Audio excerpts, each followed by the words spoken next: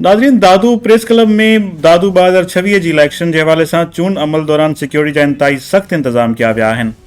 वधीक तफ़सील मालूम कंदासीं। सिकंदर अली पंवर असांखे जॉइन कयो आहे। सिकंदर, छा तफ़सील आहिनि इन हवाले सां?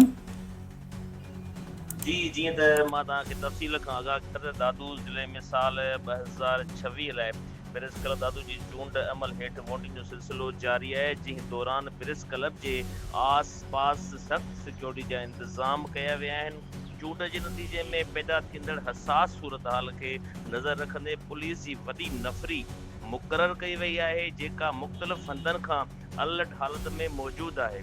प्रेस क्लब जी सदारत पिणु मज़बूत उम्मीदवारनि विच में सख़्त मुक़ाबिलो जारी आहे। हिकु पैनल जी अॻुवाणी अॻूणो सदर साबिर भंड करे रहियो आहे, जॾहिं त ॿिए पैनल जी अॻुवाणी निज़ाम शेख सदर जे उहिदे लाइ नामज़द आहे। ॿिन्ही उम्मीदवारनि जे लाइ हिमायत में सहाफ़ियुनि जे वॾे अंग में शिरकत ॾिसण में अची रही आहे।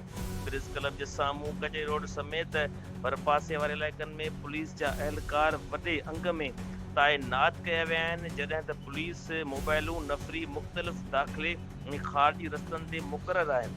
शहर जे चूंड सबबि गैर यकीनी सूरतहाल में ख़ौफ़ जो माहौल पैदा थी वियो आहे, जंहिं करे आम ट्रैफ़िक रोज़मर्रा सरगर्मियूं बि मुतासिर थियूं आहिनि। मां तव्हांखे ॿुधाईंदो हलां त पुलिस प्रेस क्लब दादू जे तारीख़ में ही पहिरियों भेरो आहे जो चूंड अमल दौरान एॾी वॾी सिक्योरिटी सख़्त इंतज़ाम